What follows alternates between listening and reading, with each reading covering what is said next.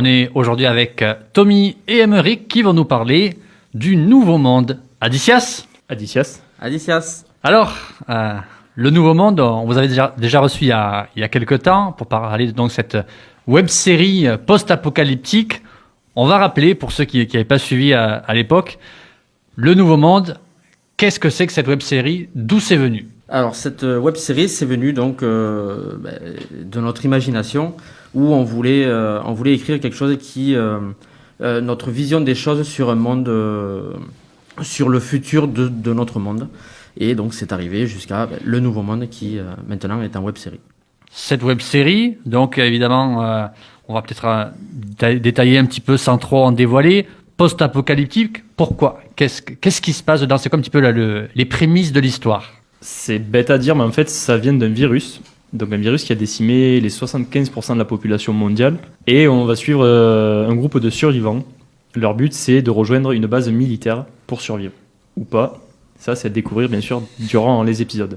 Donc voilà, au fur et à mesure des épisodes, on découvre leur pérégrination à travers... C'est ça. On suit tout leur parcours du point A, donc de leur base, on va dire, jusqu'à... quelque part. Jusqu'à quelque part. Ça, c'est à découvrir tout au long de la série. Le nouveau monde, donc nouveau monde, virus, post-apocalyptique. Virus, évidemment, vous avez eu cette bonne idée de faire cette série et de tourner en pleine épidémie de virus, de Exactement, coronavirus. C'est ça. Et donc, malheureusement pour nous, parce que ça aurait pu être préjudiciable, l'histoire a été écrite, on va dire, donc un an et demi, voire 2 ans avant le début du tournage. Et donc, on l'a mis en papier avec Tommy, on va dire 4 mois avant. Et lors de notre mise en page, la mise en route du projet réel, c'est là où du coup le virus, le vrai, est arrivé. Donc on s'est dit ça va nous plomber le projet, on va pas le mettre en place. Et en fait à chaque fois on a eu des très très bons retours sur le scénario, sur l'écriture. Et donc là du coup on s'est dit bon on y va, on tente et puis on verra bien. Est-ce que ça a eu justement un impact cette épidémie sur l'histoire et sur le tournage? Sur l'histoire, non. Parce que sur l'histoire, du coup, on s'est dit que les acteurs, les figurants, ils allaient s'y prendre plus au jeu parce qu'en se disant, c'est réel aussi, un petit peu. Après, je te laisse répondre, Tommy, sur la suite. Sur le tournage, forcément, ça a eu quelques petits incidents, puisqu'on ne travaille pas de la même façon. Masque obligatoire, les gels hydroalcooliques, toujours présents. Et forcément, on a différentes règles, la distanciation à respecter, des petits détails. Bon, après, de temps en temps, on peut le dire qu'on était en extérieur. Les masques pouvaient s'enlever, donc à ne pas faire, bien sûr. Mais voilà, on s'est dit, quand on est en extérieur, quand on est à bonne distance, il n'y a pas de raison. Voilà, en respectant tout ce qu'on peut respecter auparavant, et même sur le moment, voilà, on essaie de respecter les gels hydroalcooliques, tout ça, etc. Tout à fait. Alors, donc, cette web-série est en préparation déjà depuis pas mal de temps. C'est ça. J'imagine, voilà, ce tournage s'est terminé quand déjà? Du coup, le tournage officiel s'est terminé le 18 juillet. C'est ça, 18 juillet, le dernier jour de tournage. Donc vous avez tourné un mois à peu près, c'est ça? C'est ça, un mois, tous les week-ends. Quelques mercredis sur des gros week-ends. Parce que des fois, on commençait à 6-7 heures pour finir vers 18, 19, 20 heures, voire plus. Donc, c'est que sur ça... Ça a été un gros mois bien fatigant. Comment ça s'est préparé justement parce que voilà, on était en pleine épidémie, donc il fallait aussi être efficace. Comment vous avez mis en place toute la procédure, la chaîne d'événements pour que voilà, en un mois, faut qu'on ait fini. Donc au niveau des acteurs, des moyens techniques, des figurants. Comment vous avez mis en place tout ça? Il y a eu aussi, j'imagine, des répétitions auparavant. C'est ça. On a commencé donc par un mois et demi de répétition où donc on a pris donc tous les acteurs, on les a coupés en 2, on a fait 2 groupes. Vous avez coupé les acteurs en 2? C'est ça. Non, on a fait 2 groupes parce qu'ils sont 8, donc on les a divisés pour que ça soit plus facile. Et c'était 2 fois par semaine en plus. C'était 2 voire 3 fois par semaine. 3. Donc et ouais, donc du coup donc Tommy lui il était dans la gestion des acteurs voilà, à proprement dit parler, c'est vraiment ça. Et moi par contre j'étais donc dans la mise en scène. Donc c'est-à-dire que Lui, il était plus derrière la caméra, moi j'étais devant la caméra, pour faire simple. Et pendant 1 mois et demi, 3 jours par semaine, on y allait, et on leur expliquait ce qu'il fallait faire. On les a mis aussi ensemble, alors qu'ils ne se connaissaient très peu ou pas du tout. Donc ça aussi, ça a été un challenge pour nous où il fallait qu'on mette un lien, qu'on crée un lien entre eux et qui n'existait pas. Et donc ça, je pense même j'en suis sûr on l'a réussi. C'est sûr. Grâce au travail d'Emeric, parce que c'est vrai que durant les répétitions, moi j'étais plus à l'écart, parce que comme a dit Emeric, lui s'occupait de ce qui se passait devant la caméra. Emeric a réussi à créer cette cohésion, c'est pas cette entraide, mais leur créer un lien entre eux pour qu'au final, le jour du premier jour de tournage, ça se voit, que ça faisait longtemps qu'ils se connaissaient. Enfin, le lien était déjà créé, donc c'était plus agréable à voir et à tourner pour eux. Voilà, que ce soit pas des acteurs qui se découvrent le jour J au moment du tournage, et c'est ça. Voilà, on sent, c'est ce que tu disais, Tommy, voilà, qui est vraiment, il manque quelque chose. Ces gens qui sont supposés vivre ensemble, se connaître depuis longtemps, depuis 2 ans, depuis 2 ans. En fait, non, il manque quelque chose. C'est ce qu'on a réussi, ce que Emeric a réussi à faire, c'est justement cette barrière, ce quelque chose qui manquait. Le premier jour de tournage, c'était parfait. Il y avait juste, avec les techniciens qui se connaissaient pas, mais ça, c'est pas grave. Mais entre eux, les acteurs, il y avait déjà ce lien, c'était parfait. On vient de parler donc du tournage et de la mise en place donc de cette web-série. C'est fait maintenant, tout est en boîte. Maintenant, où c'est qu'on en est? J'imagine que la post-production est un élément, important, et 2, t'es en pleine dedans, Tommy. C'est ça, ça fait depuis septembre qu'on est en pleine post-production, donc on s'est pris quand même août de repos, parce qu'après 2-3 mois de répétition, de tournage, c'est fatigant. Donc du coup, septembre, on a commencé le gros du montage, on a commencé le montage surtout, et là on arrive début décembre, tous les épisodes sont montés, donc certaines vidéos sont parties pour les effets spéciaux, puisque comme toute bonne série, on a des effets spéciaux. Et une fois que ça sera revenu, donc ça sera d'ici, je pense début janvier, Emeric gérera la partie colorimétrie, donc toutes les couleurs qui doivent ressortir de l'image. Parce que là, actuellement, les images sont noires et blanches. Il y en a certaines qui sont avec beaucoup de couleurs, certaines qui sont moins de couleurs, parce qu'on a aussi changé de caméra.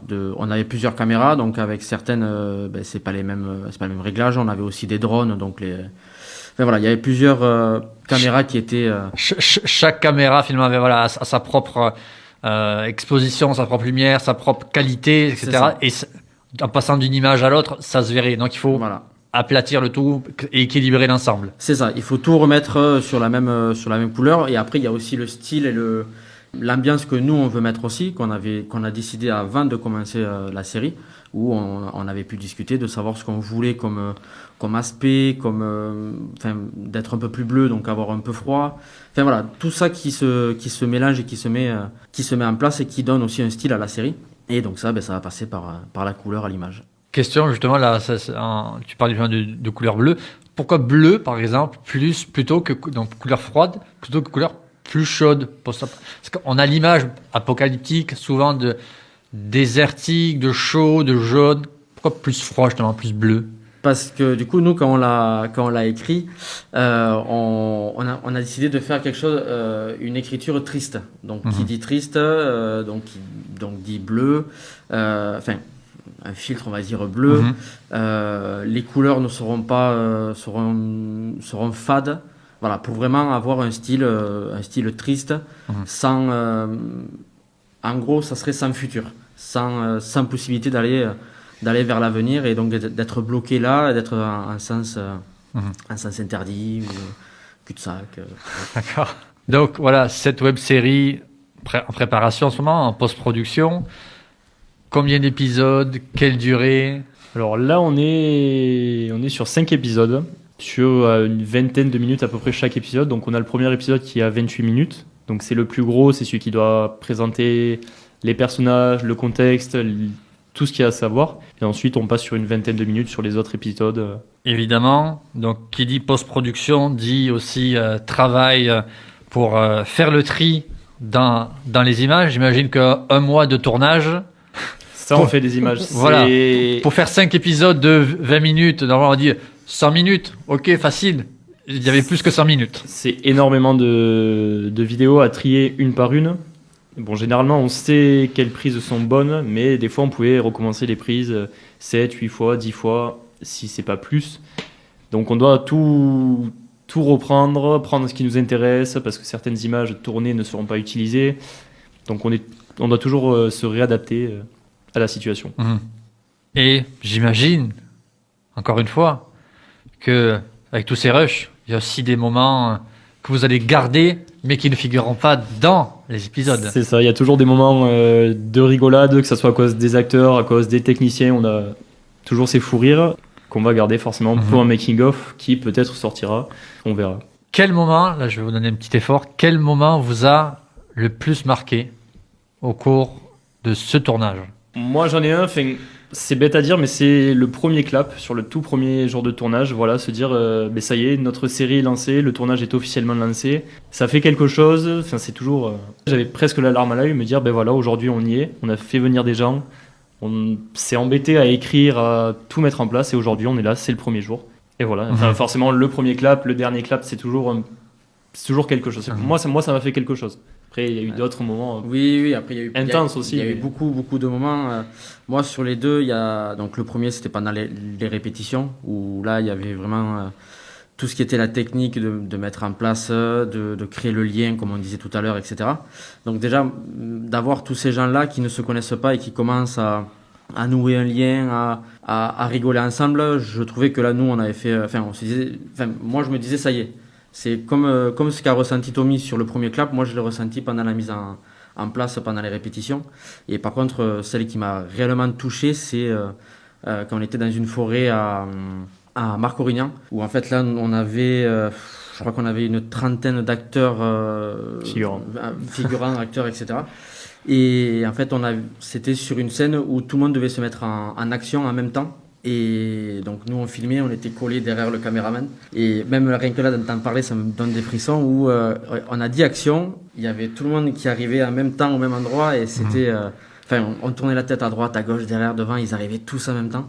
Et c'est vrai que moi ça c'est là où j'ai versé ma petite larme et j'étais... C'est vrai que t'étais tout content, c'est vrai. Vous étiez en plein dedans. Ouais, vraiment. Ouais. Parce que en plus... Écrit sur le papier, ça fait quelque chose, on se dit on veut faire ça, mais c'est vrai que le faire, c'est encore mieux. C'est ça. C'est autre chose. C'était incroyable, vraiment. Bon, donc on espère que ce moment-là, les gens le verront et vivront aussi cette même émotion d'une certaine façon de voir, waouh, cette web série, c'est quelque chose quand même là. Après, on espère. Déjà le premier épisode, on espère que les gens... soit heureux de le voir et quand l'épisode finira, on espère verser la petite larmichette, la petite larme et qu'ils veuillent aussi voir le deuxième. Mais voilà, on espère que sur la série en général, qu'ils puissent dire c'est quand même bien fichu. Bon, on a l'avantage justement, on a les musiques qui sont pour beaucoup parce qu'on a la chance d'avoir un super compositeur. Il nous a fait toutes les musiques, mais il nous a fait un travail colossal. Et je pense que sans lui, il y a des émotions qui ne ressortiraient pas. Et même moi, la toute première fois, je sais pas si tu te rappelles, la toute première fois qu'on a regardé l'épisode 1, j'étais vraiment limite à deux doigts de verser ma petite larme parce que de voir le projet monter avec les musiques, avec tout ce qu'on voulait, franchement, ça fait quelque chose. Et là, toutes les musiques qu'il a faites. Ouais, je sais pas combien il y a de musiques, mais elles sont toutes vraiment. Plus d'une cinquantaine. Elles sont vraiment faites pour l'image, pour l'action qui se passe. On l'a embêté 3, 4, 5, 6 fois en lui disant est-ce que tu peux modifier là et il a fait un travail énorme. Merci Quentin.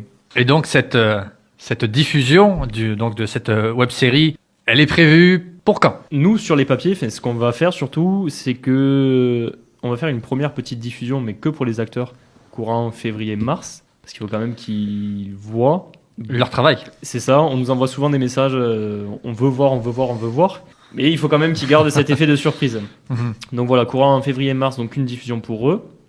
Ensuite, on laisse un peu passer, on fait notre communication. Avril-mai, on fait une première avant-première. Et on passera normalement, si tout se passe bien, sur une sortie officielle au mois de juin. Donc là, la date reste encore à déterminer, mais ça sera au mois de juin. Et on pourra donc voir ça où à ce moment-là, en juin 2021? On est en train de négocier, mais les diffusions vont se faire dans certaines salles de cinéma. On peut pas dire de nom pour l'instant. On on est en plein papier, donc c'est compliqué. Mais après, ça sera disponible sur nos réseaux sociaux, donc sur le Facebook Le Nouveau Monde. Et ensuite, on est en train de faire une chaîne YouTube exprès justement pour la série. Après, je rajoute aussi, ça sera sur Instagram aussi, donc et du coup, ça passera aussi donc sur vos Facebook à vous, sur vos pages Facebook, donc de Sète, Béziers et donc de Narbonne. Messieurs, est-ce que vous avez un dernier mot peut-être pour donner envie aux gens là pour les titiller un petit peu? Un nouveau mot, enfin un mot juste, c'est compliqué, juste en un mot, mais nous on y a mis du cœur, on y a mis de l'énergie, les acteurs aussi, et franchement je pense que ça vaut le détour. C'est justement, on s'est embêté à que ça soit pas une série lambda qu'on peut voir à la télé. C'est vraiment un truc qu'on a vraiment bien travaillé, comme a dit Aymeric tout à l'heure, c'est depuis février 2019, donc on a eu le temps de préparer les scénarios, de tout peaufiner pour que on veut que ça soit parfait, et justement on attend le public. Et ce qui va être aussi très très intéressant, c'est que les gens qui sont d'ici puissent aussi reconnaître les lieux dans lesquels on a joué, tout en étant dans un autre monde tel qu'on le connaît. Donc voilà, ça peut être aussi très très intéressant, ça peut être beau aussi à voir. On va le rappeler, production 100% locale, produit par des gens d'ici, avec les lieux d'ici. Exactement, c'est ça. On a voulu faire jouer le savoir-faire audois ou narbonnais. Voilà, on a quelques techniciens qui venaient un peu de pays lointains. Oui, Montpellier, des choses comme ça. Ah oui, non, c'est vraiment loin. Là, on est dans le nord. C'est ça. Et l'avantage, c'est qu'on a voulu montrer qu'avec peu de moyens, on peut faire de grosses choses, parce qu'on peut le dire quand Oui, même, ça, il faut... tout était sur du bénévolat. Donc nous, les réalisateurs, les acteurs, les techniciens, tout le monde venait. On s'arrangeait forcément des fois pour payer les hôtels, bon, la nourriture, tout ce qui était... Les sous qui sortaient Voilà. ou de la poche de Tommy ou de la mienne. Mais voilà, ça a été vraiment sur du bénévolat où personne ne touchera rien, personne n'a rien touché. On était dans du défraiement, ceux qui arrivaient, comme il disait, de Montpellier ou de Perpignan. Quand on faisait des longs week-ends, on leur payait l'hôtel. Mais voilà, sinon ils venaient vraiment sur du bénévolat pur et dur. Voilà, donc c'est à souligner. C'est du local, c'est bénévole, mais c'est bon.